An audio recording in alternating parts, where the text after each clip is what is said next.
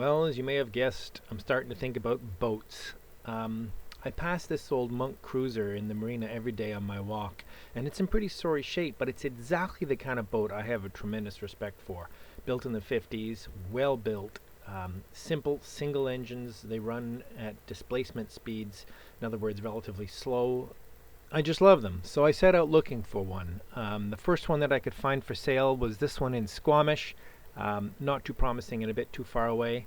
And then I heard about this one in Nanaimo, and I met the fellow who had it and went up and actually stayed aboard to see what I would think about it, and I fell in love instantly with the idea of living aboard an old wooden boat. In the end, it turned out not to be the boat for me, so I started spending a little more time paying attention to the boat in the marina, and looking a little more closely, someone pointed out to me that there was a little sign in one of the aft windows. It was a for sale sign, long since faded. And to make a long story short, a few days later, a quick inspection, a handshake, and Kiora 3 was mine.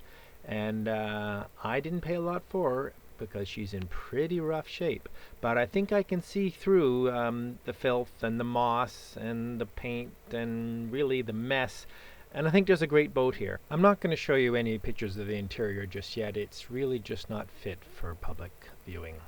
And after a few weeks of tidying and cleaning and scrubbing and removing debris and, well, removing a few dead rodents, the boat was tight enough for Geordie and I to move aboard, and we just loved it. It was just heaven to be living, floating in our own little home at the marina. Ironically, I lived on a boat, a little sailboat, in this very same marina 38 years ago with my mother when I lived in Victoria for a year back then. Anyway, this is exactly the sort of little boat I'm looking for. Now, I should say I'm no shipwright, but I do know wooden boats a little bit, and although the boat looks really, really ratty, I've been all down through the bilge and what they call the scantlings, or the frames, the ribs and the stringers and the planks are in remarkably good shape for a boat this age. These boats were really, really well built when they were first built. There's some issues, but they're things that I think I can deal with in time.